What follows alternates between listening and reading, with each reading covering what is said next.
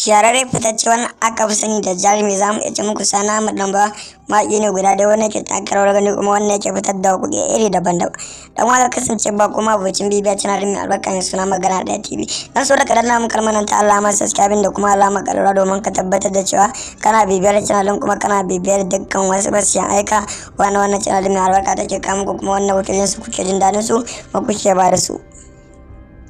Za ka yi mana shaɗin bidiyon musamman zuwa group ɗinka na watsa da domin ka tabbatar da cewa kana bibiyar channel kuma kana bibiyar dukkan wasu fasiyan aika iri daban-daban wannan muke kawo muku kuma wannan kuke jin su kuke jin daɗin su kuma kuke matuƙar yaba da su amma ku kamar na jin daɗi a kai.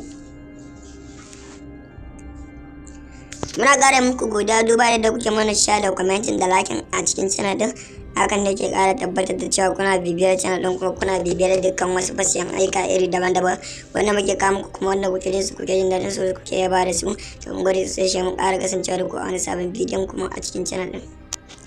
Shahararre fitaccen aka fi sani da jarumi za mu iya ce muku Sani Ahmad Damba mawaƙi ne guda ɗaya wanda yake taka rawar gani kuma wanda yake fitar da waƙoƙi iri daban-daban. Dan waka kasance ba kuma abocin bibiya channel mai albarka mai suna Magana Ɗaya TV. Dan so da ka danna mun kalmar ta alamar subscribing da kuma alamar ƙararrawa domin ka tabbatar da cewa kana bibiyar channel kuma kana bibiyar dukkan wasu basiyan aika wannan channel mai albarka take kawo muku kuma wannan kuke jin su kuke jin daɗin su kuma kuke ba da su.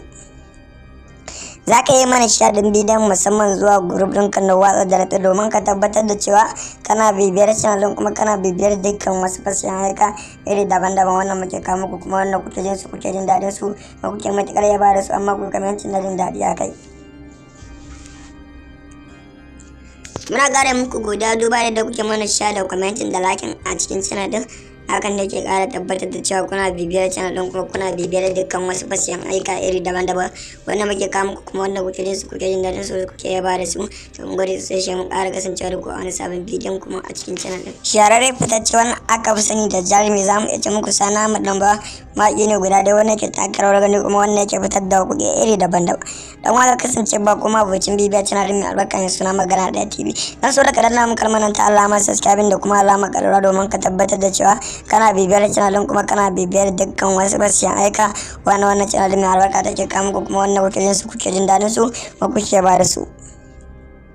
Za ka yi mana shaɗin bidiyon musamman zuwa group ɗinka na watsa da domin ka tabbatar da cewa kana bibiyar channel kuma kana bibiyar dukkan wasu fasiyan aika iri daban-daban wannan muke kawo muku kuma wannan kuke jin su kuke jin daɗin su kuma kuke matuƙar yaba da su amma ku kamar na jin daɗi a kai.